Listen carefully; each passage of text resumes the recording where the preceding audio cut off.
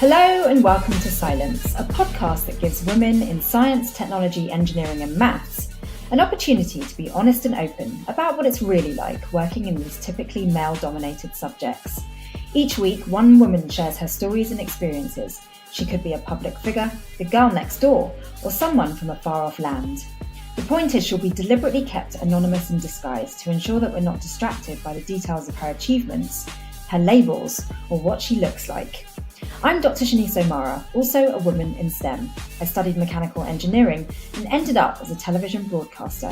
I've worked on and reported on some cutting-edge technology and innovation over the years, and through my TV work, I've met some incredible women from a diverse range of STEM fields. And you know what? I've been more amazed about what I've learned from these women when the cameras have been turned off and they're just being themselves. These women have amazingly impressive CVs, but most importantly, they're human, just like the rest of us. And it's that off-air honesty that I'd love to share with you through Scilence. It's my hope that you really relate to what's shared with you today and that you're as inspired and supported and comforted as I always am when I chat with my amazing guests.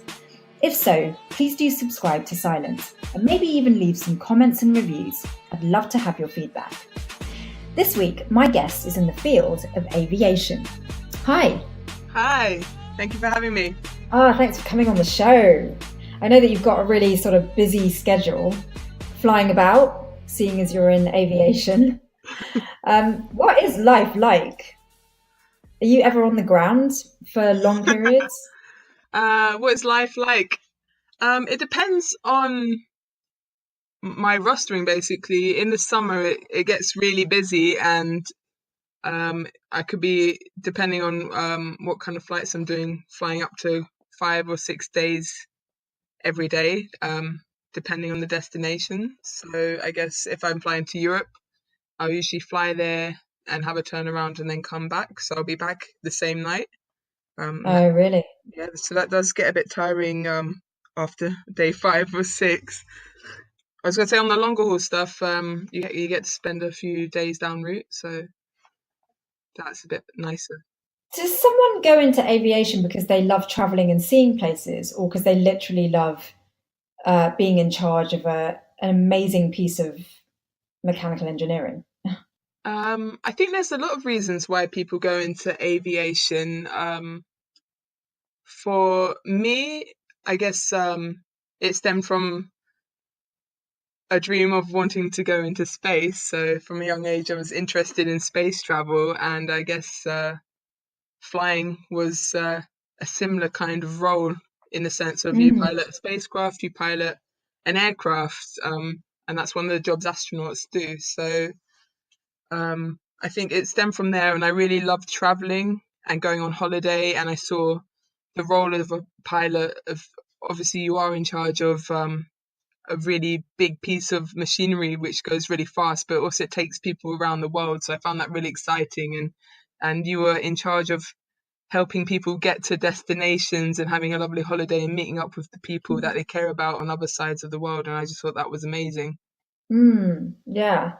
So was this an early childhood dream that you've, put all your efforts into realizing, or did this dream sort of pop into your head later on? Yeah, so from a young age, I dreamt of being an astronaut. My dad actually brought me some space food, and from a talk by Helen Sharman. So I was really interested into what this food was, and then that's when I kind of had the realization that people went into space and ate that kind of food, and I guess that led me on to doing a project about astronauts for school. I was still quite young then, about 10 years old. Right. Yeah. And that's when I really learned about people going into space and what they did up there and the experiments they did and using the bathroom, which I found very interesting at the time. And then from there, I decided that was my dream job. I wanted to be an astronaut. I wanted to travel into space and explore and just see the Earth from a different perspective. And I guess that kind of has transpired into my current role. I do see the Earth from a different view, and I'm very lucky for the view I do get. Yeah, amazing. And in order to fulfill your dream, did you have to focus all your energy on STEM subjects? actual path to being a pilot, you need GCSEs actually, which are kind of high school kind of qualifications. But because my dream was to be an astronaut, I decided to go to university and study astrophysics. So I actually did a master's degree in astrophysics because I wanted to be a scientific astronaut. And then when I finished that degree, I tried to look into what other kind of roles there were that astronauts had, and it was being a scientist or a pilot. So I thought, okay, I'll become a pilot, and that will increase my chances of being an astronaut. And I looked into a few different ways of pursuing this. So I looked in the military option, looked at self-funding. I looked at trying to get sponsorships because being astronaut, I keep saying astronaut instead of pilot now. You're getting confused for myself. Pilot training is quite expensive, so I didn't think that I would be able to personally afford it. So Right. I did look into the other routes, and I did some bizarre stuff trying to raise the funding for it, like car boot sales and releasing helium balloons, asking people to sponsor me. I entered to competitions and scholarships and stuff, and I never obviously got that far to win. So it got to a point that I ended up realizing I was getting older and I needed to kind of set the wheels in motion. And that's when I started trying to save towards the deposit of the pilot training. Right. Okay, so you're saying that the initial dream was to become an astronaut, Yeah. but then and you got qualified in astrophysics to try and get closer to that dream. And then it was kind of like a choice. Do you go down the science route or do you go down the actual flying machines route? And so you took the flying machines route and realized it was really expensive. So you started raising the funds for it. Is that? Yeah. Yeah. So I actually kind of followed a separate career path for a little bit whilst I tried to save the money to become a pilot. Okay. What was that? That was actually into the security industry. So I had some close friends that were close protection operatives, which were bodyguards, Mhm. and they noticed that there wasn't that many women or female bodyguards around. So I went into the female close protection kind of sector, Wow. and I did that because whilst I was at university, I joined the Officers Training Corps, which is the equivalent of the Territorial Army. So I Mhm. learned all my weapons handling, but I also had an interest in Thai boxing. So, so all of those would set me up for a future career in as a bodyguard, which I didn't realize at the time. So I'm very lucky that that happened. Yeah. And then, yeah, I worked as a bodyguard for a number of years, and that kind of helped me raise the funds. But I also worked a lot of long shift work too, as in normal security, and basically saved as much as I could, how I could. So if I had to walk or skateboard, I would do that instead of taking the bus. And I stayed at a lot of friends' houses just to be closer to the areas I needed to work. So it was a lot of joint effort. Gosh. And so the ultimate goal was to become a pilot, um, as like your sort of stable career, even though the ultimate dream was to become an astronaut. Yes. So now that you are a pilot, where are you with the astronaut dream? So now that I'm a pilot, I'm kind of looking into. I'd like to gain more responsibility and more experience first on a few different types of aircraft, Mm. and I'm looking towards maybe commercial space travel in the future. That's kind of where Right. my Yeah. ambitions have kind of turned towards. Mm. And that's so possible, isn't it, in today's world? Like we are tending in that direction of commercial space flight. So I can actually I can see your dream being realistic. Yeah, I think anything's realistic if you keep working towards it and keep dreaming big and don't get distracted from the dream. So Mm. I think it is possible. I just need to kind of like I've had a few the thing with the airline industry is it's slightly unstable. So there has been a number of airlines that I've worked for that have gone into administration.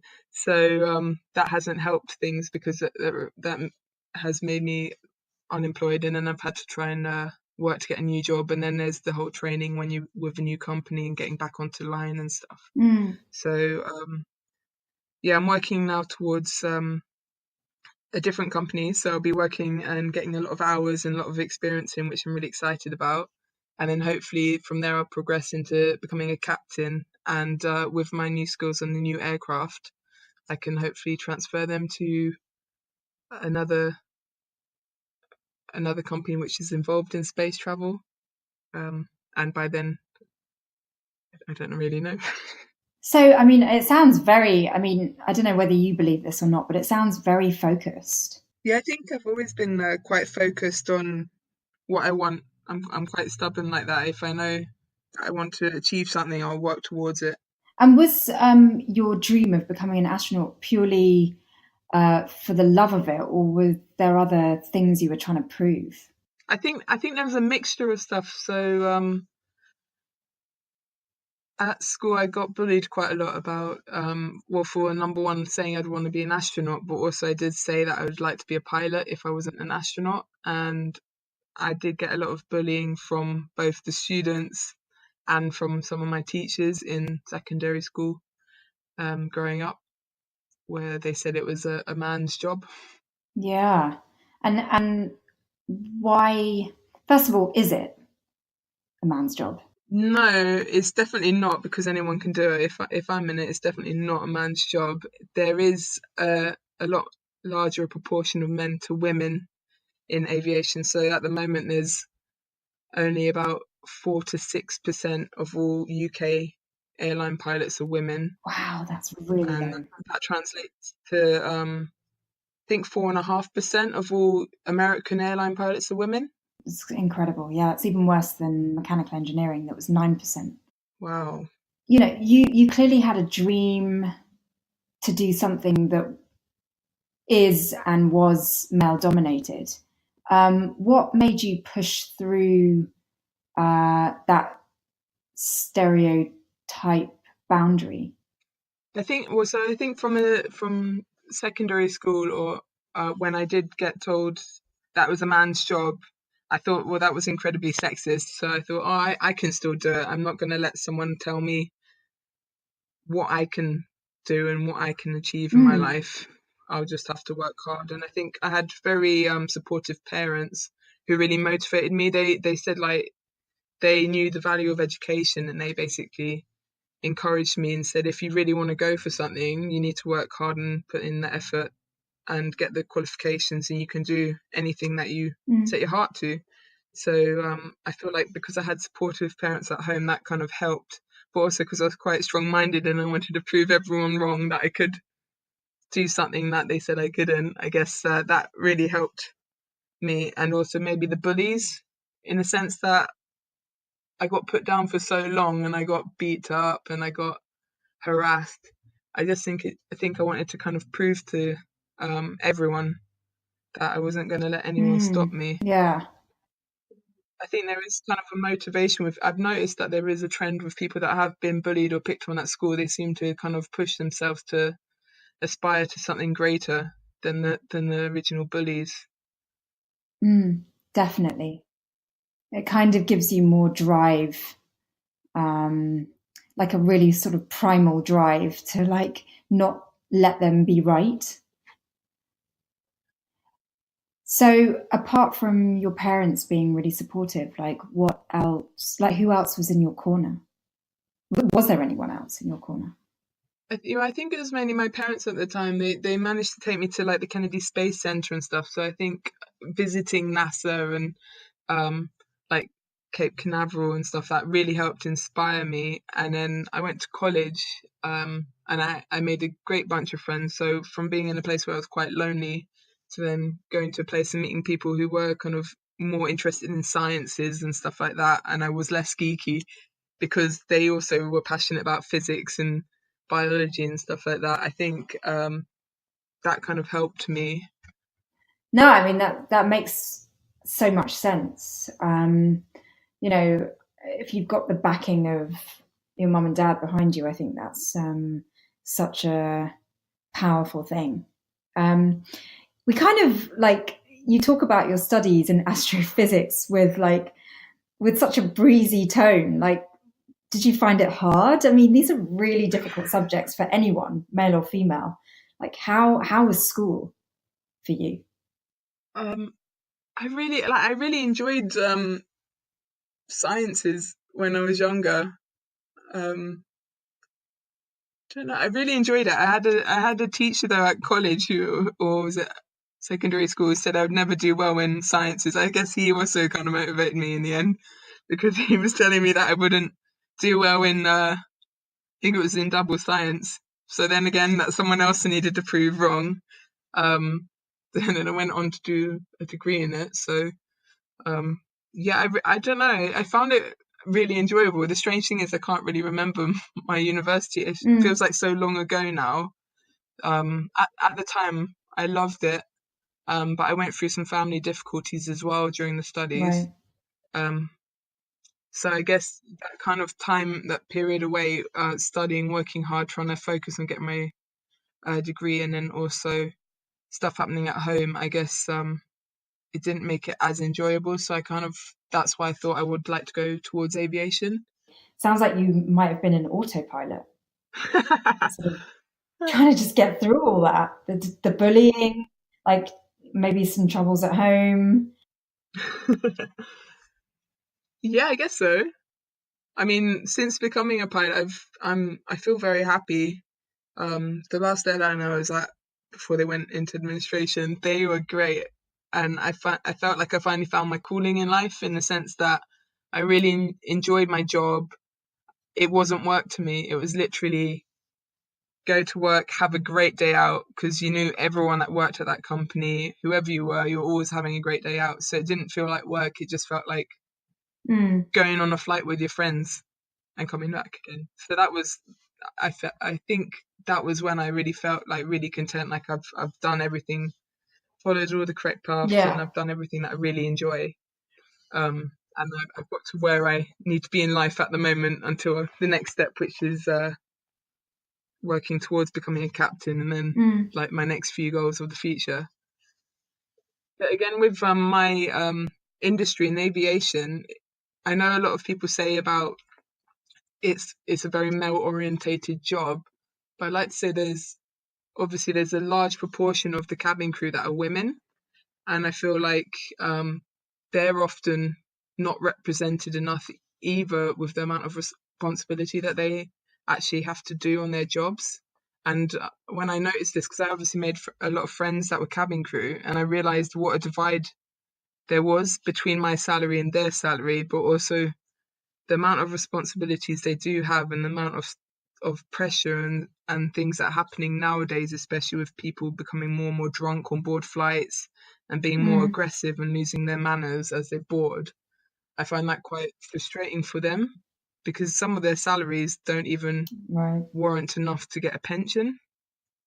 Yeah, I mean, I guess, for an outsider like me, we think of cabin crew as, not having to go through the grueling training of, knowing how to command this gigantic machine. And so, there's this assumption that they are less crucial to, the safety of a flight. Mm. Yeah, I don't. That's the perception of public though, which is a shame because they do have quite an intense training. They have to learn Mm, quite a lot in a very short period of time. And when you've got multi-aircraft airlines, so they have different types of aircraft, they have to know a lot of knowledge on each of the different types. So maybe a Boeing aircraft or an Airbus aircraft, they need to know the different types, and then they need to know all the first aid procedures, and they have to do all the fire safety, mm, security kind of stuff. They're technically the air marshals in the air as well, because we don't nowadays, because we've had the door shut after 9/11, yeah, we don't really know what's going on in the background unless they tell us. yeah. And sometimes we've had cabin crew come in tears for the way people have treated them.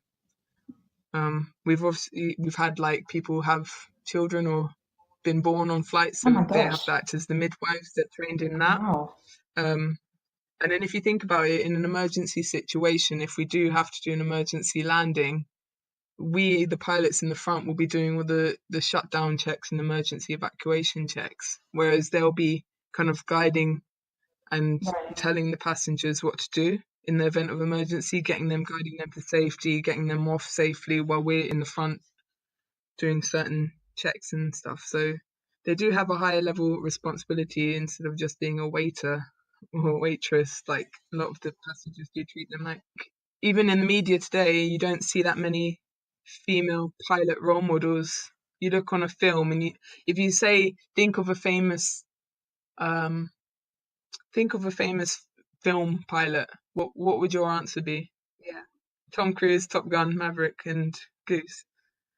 And I think that's still kind of the perception nowadays. You're expecting like a brown-haired guy in aviators to get out of a plane. I mean, it was amazing that you pushed through all of that. Why, what was going through your mind when you were pushing through it? I think that my first and biggest hurdle was raising the money to become a pilot. So I think that's another reason why not many women go into aviation to become pilots, because the training usually costs between 80 to £120,000. Gosh. So that's a substantial amount of Yeah. money. And unless you've got someone that might be able to, I don't know, remortgage their house for you, and there's still a risk you might not get the job at the end. Um, or that's why there's a large number of people who their family are already pilots and they can help fund their sons or their daughters into aviation. So it's kind of like I don't want to say like a rich kind of profession, but it's seen a bit as an old boy society in a way. For the A lot of privilege. the pilots have come from pilot families, yeah, and they're quite privileged. And then you get a few that scrape through like me who have basically saved and worked quite hard for it. And then so that was the first hurdle. And then during the training as well, I noticed it's not good to stick out. Right. So I did have a few disgruntled kind of trainers who didn't seem to like, or I felt like they didn't really like me. They'd kind of single me out Is that because you during were my female? training. Well, I don't know if it's because I'm female or because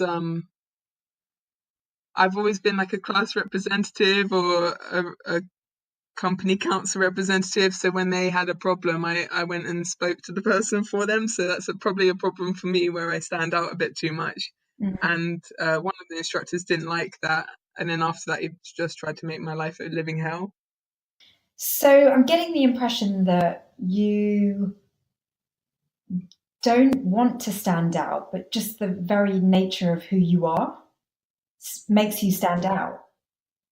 How have you dealt with that dichotomy?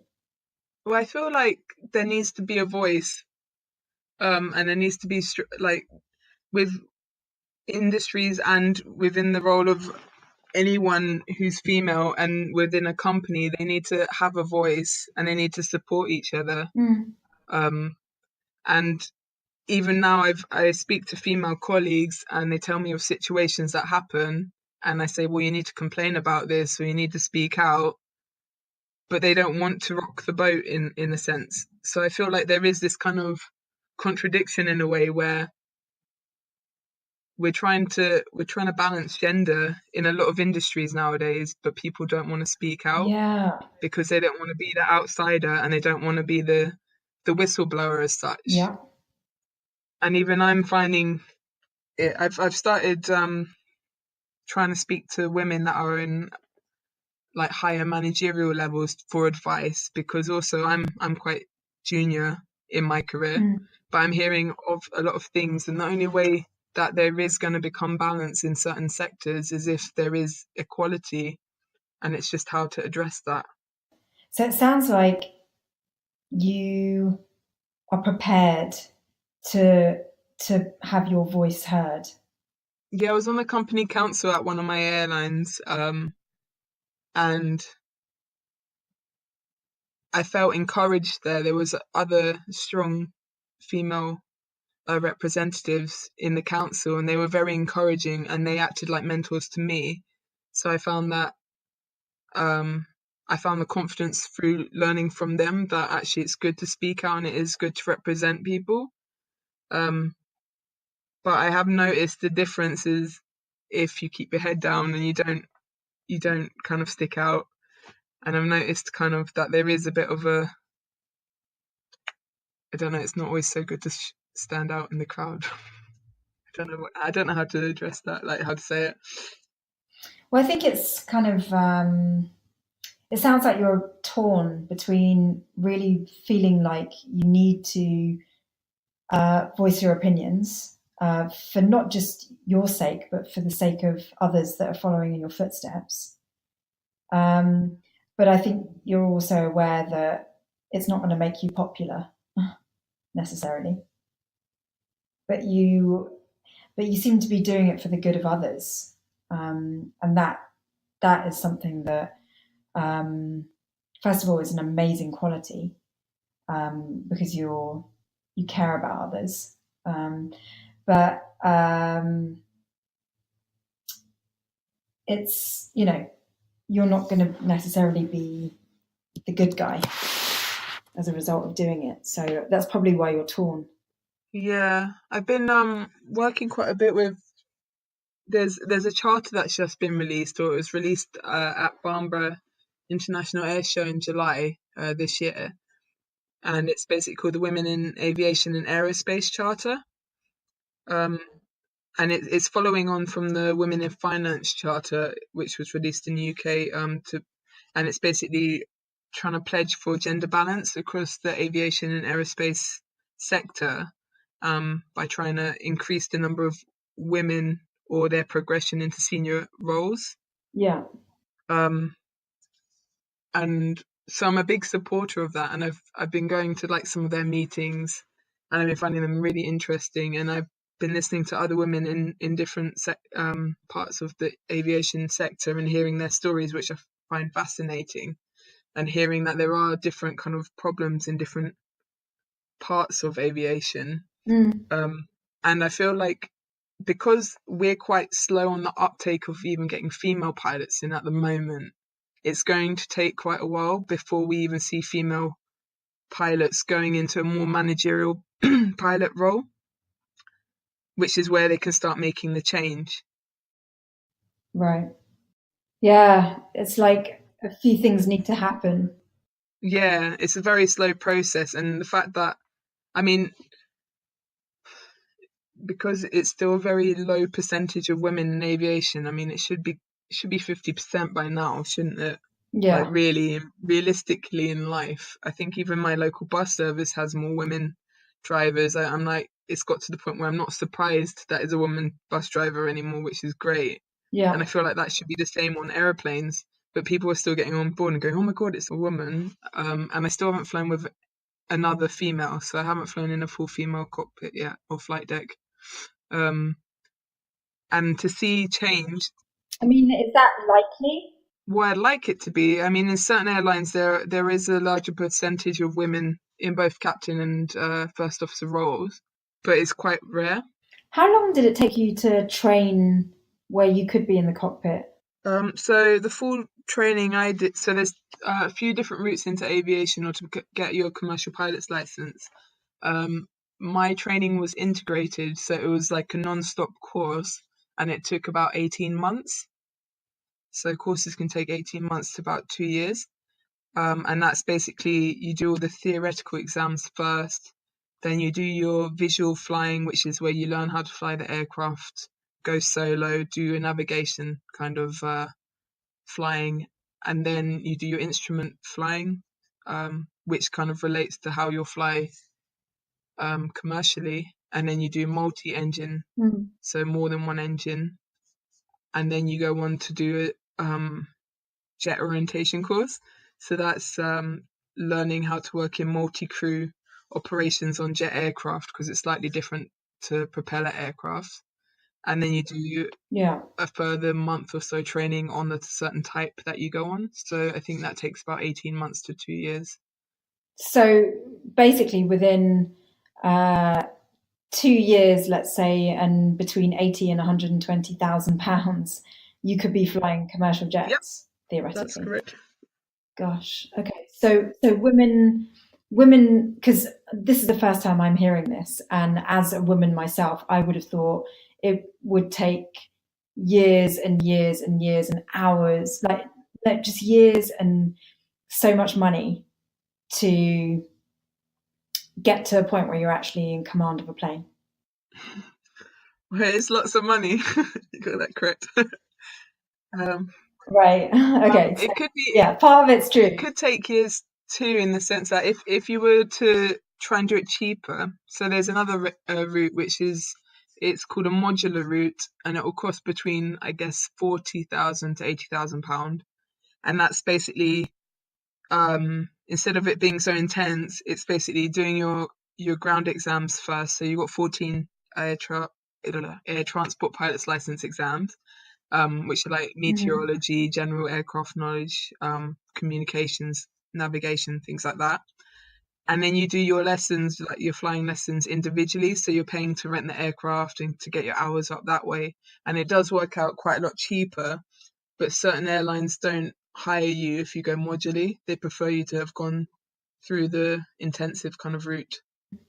I think really the point of this discussion is that it's not impossible for women to be pilots, Definitely not. because I think what puts women off is this perceived investment of time that you have to put in order to become a pilot. And I honestly, I've never really thought about the whole process, but my general assumption is that it will take decades before you're actually able to fly a plane. And as a woman, there are lots of other things we want to be doing, like maybe having families and things. And so it just doesn't seem like a good career choice for a woman. I like it. Yeah, I see that perception too. Um, but airlines are very good nowadays for, if you do decide to have a family or to have children. And that's another part of that Women in Aviation and Aerospace Charter. They're trying to work on gender balance for both male and female pilots to get equal amounts of maternity or paternity leave off, to help Mm. balance that kind of parenting. Um, I think, yeah, part of it's the money, the idea that it's a male's role. We're not seeing enough women or female pilots in the media. There's no adverts really. It's usually kind of, even Ray-Ban adverts are usually a guy flying instead of like a female Yeah. pilot. There's a set kind of female pilot image as well. There is a certain kind of um, What's the image? um, they're all quite skinny blonde girls, I guess. For the male pilots, it's usually a white, brown-haired guy in aviators, I would say. I don't know what the equivalent female would be, because I just don't ever see women flying planes Yeah, it's true. I've only seen commercially. in the movies. I think the only two females I've ever seen flying something were Michelle Rodriguez in Avatar, flying that helicopter thing, and I watched, was it Thor Ragnarok? And there was a pretty cool pilot, but she was drunk most of the time, so she's probably not very cool flying a helicopter Yeah, as well. yeah. Where do you fit in terms of the stereotype? Like, you know, on most of my podcasts, I've asked women, what does having it all mean to you? So, you know, where do you, first of all, what does having it all mean to you? Ooh. I think if I think I wouldn't want to have reached all my goals firstly, because I feel like goals kind of motivate me. So Mm, I think having it all, for how I would perceive it, is to be firstly really comfortable with myself, and I think that's something I have done over years of having grown up from bullying and people telling me I can't do something, but actually becoming comfortable in my own skin and being like, actually, I can do anything. I can achieve it if I put my brain to it. mm. Um, I like having some form of motivation, so I think I will always have a few goals in my mind. Don't know, just inner happiness, I guess. Yeah, but like on a practical level, like, would you be happy? continuing to fly commercial planes and never getting to space, for example? Or will you only feel like you've got it all when you finally end up, in space? I think for me, I was really motivated into flying and going into space for a long time, and that was my main goal. But now that I'm seeing that there are issues with gender equality and there are certain weaknesses in the sector I'm in aviation, I feel that actually maybe I've kind of been led into this industry to try and help with gender equality. In the end, I'd like to get myself into a position where I am able to make a change and help inspire and bring up, bring the numbers up to 50%. I'd like to be able to speak out for the people who are having injustices in this industry, and I'd like to be able to speak out without implications, and I like to just kind of balance the field, I think. Yeah. So I think kind of that would make me happy to know I've made a difference and actually help people. And I'd like to kind of support more people from normal backgrounds and from different cultural backgrounds into considering careers in aviation, because I feel like there's a lot of minorities that aren't represented in aviation or as pilots at the moment. So that's something I'm very passionate about, because you've got the minority of the fact that there's not enough women, firstly, but then you don't have any women from different cultures, especially in the UK industry of aviation at the moment. So everyone's, I believe that you need to kind of balance, firstly, the minority of women to male ratio, and then we need to kind of work towards getting more women from different cultural backgrounds and economic backgrounds into aviation, because I think if you go to speak to children, all children would find being a pilot a fascinating job, but most of them are put off straight away, or their families put them off, saying, well, we're never going to be able to afford that. Or do you see anyone that looks like you on TV that's the pilot? And I think that needs to change. I think everyone should be able to go for the jobs that they would like to do in the future, because there's nothing overly special about being a pilot. I think you obviously invest a lot of money, you work really hard. It's a lot of learning. It's the ability to stay calm in stressful situations. There is an element of maths and science there, but it's not overly complicated. It's mathematics like multiplication, working out like wind speeds and stuff based on the direction. So it's angle, like trigonometry, some multiplication, basic timetable and addition, really. It's not overly complicated maths. And then the physics is just understanding like why planes fly and like the lift, drag, stuff like that. It's not difficult, but I think there's been an overall perception by the public where they think it's a really difficult, scary job, and you have to be really, really intelligent to do it. And I've met people that I don't think are highly intelligent, but they've managed to get the job. Yeah, a lot of people on my mechanical engineering course went off to become pilots, and it was this assumption that you having a degree in mechanical engineering or any kind of sort of like physics, maths type degree was going to give you a better chance of becoming a pilot. There is this assumption that you have to be highly intelligent on top of like hours and hours and hours of pilot training in the air to become an actual pilot. I think there's partly it's aptitude as well, your hand-eye coordination skills. And this is something that I promote as well when I do outreach or talk to kids, is play video games. Yeah. Because video games, especially the shooty ones, they're the best for hand-eye coordination. And I think that's another thing. Maybe girls get put off by the initial entry tests for flight schools because they do certain tests like hand-eye coordination and looking at shapes and multitasking. And maybe they're not as fast as some of the guys that might sit there and play FIFA all day. Yeah. And what about the sort of like fundamental gift we've been given as women to have children? Like, do you aspire to have a family, or like, what about that aspect of your life? Yeah, definitely. I'm planning to have children. I'd love to have some kids in the future. I don't know whether I'm going to have them myself or adopt, but that's personal Mm. choice. Not because I can't. Um, but I see no reason why you wouldn't be able to have a family. One of my really good friends has just had a baby. The thing is, once you start flying, when you're flying, as soon as you find out you're pregnant, that's when you're essentially grounded. So that is when you spend some time on the ground. Sounds like a punishment. I know, it feels like it. If you have an ear infection, you get grounded. And I feel like it's like taking the wings away from a bird. It is a bit like punishment. My friend didn't really enjoy it, but she was in the office.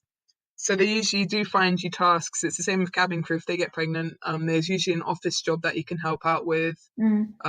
at the airline. And then you can have your baby, have maternity leave, and then you just need a few checks in the sim before you get back up in the air. Yeah. So it is possible. I know another pilot. She's had two babies in the Oh. last few years, so she's going for it. She's happy. Okay, so it's a perfectly compatible career to have Yeah, with motherhood. yeah. So it's great because there's obviously a drive to increase the number of women into aviation. They've really looked at maternity leave, and that's not something that really affects you as a pilot. If you would like to have a family, you can still have a family. Just in the conversation we've been having, like, I feel like I have a lot of preconceived ideas about aviation and its lack of compatibility for women. But actually, you've come along and you're like, no, women can, don't need to have years of training. It's, relatively short space of time. I mean, it's less than a degree's length. Yeah, exactly. And in fact, a lot of people nowadays, or when I went to pilot school, um, a lot of people were choosing to go straight into pilot school instead of university. Mm. So that's a new option with this generation. There's become quite a economic kind of industry in pilot schools. There's quite a lot of pilot schools that have been set up, especially in the UK, and I called it a bit like a sausage factory. They're churning pilots through now because it's quite a good number. Like everyone, not everyone, lots of people would like to be pilots. If they can get the money together, they'll put you through the school. Um, there is a small percentage that don't make the grade, but people are going straight into pilot school now and learning, and instead of choosing to go to university, because fees have increased at universities now, and instead of paying £9,000 minimum a year on your studies, you could put that towards your pilot school and come out with a job at the end. What is life actually like for you then on a day-to-day basis doing the job that you're doing? Like, do you get much time to connect with friends and things like that? Yeah, so there's there are some other conceptions of pilot jobs that I guess some of my friends, when they joined, they didn't realize what a pilot's life would actually be like.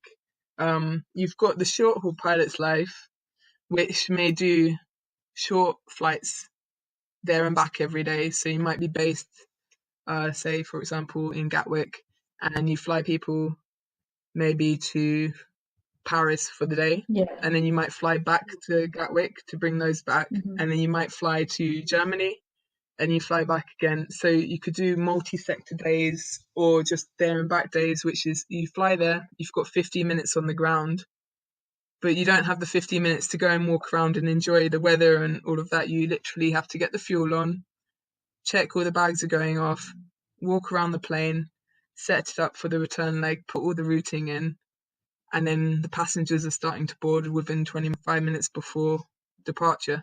So it's quite a quick turnaround, and that could be quite tiring. So you get home Yeah. having done 4 flights in a day or 2 flights in a day.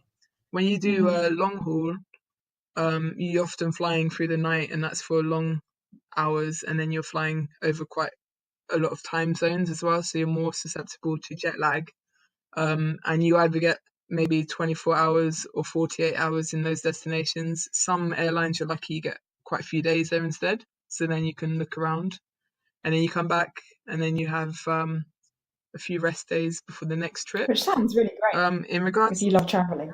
yeah, I mean, long haul sounds great. But With the pilot's life, um, that seems to have changed a lot from well, when I flew with a lot of captains who've been in the industry for a long time, they often complain that it's not like the good old days. And these are the days where they had cheese boards and landing drinks.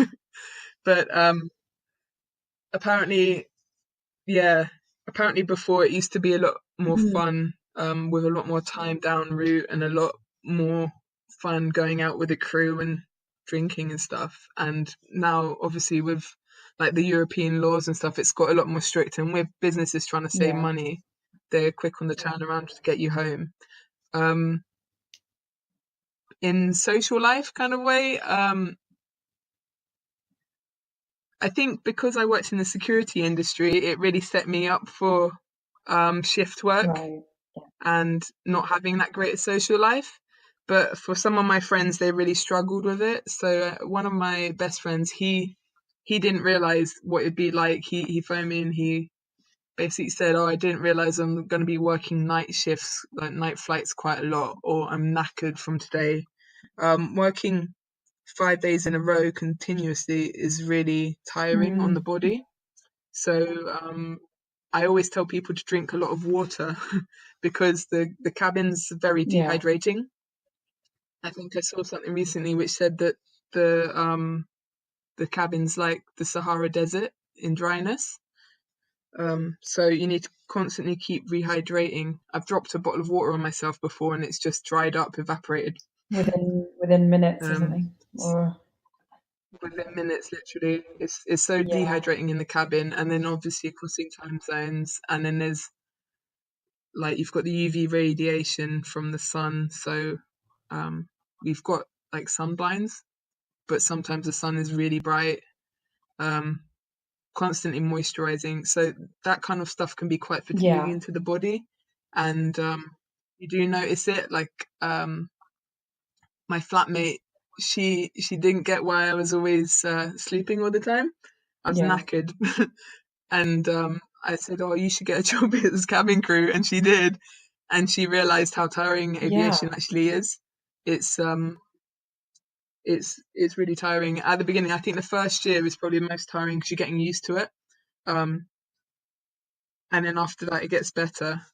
But yeah, there is the case that most of my friends are going out on the weekend and they're saying, "Hey, do you want to go out to a party?" And I'm like, I can't, because Friday, Saturday, and Sunday are the main days I get rostered.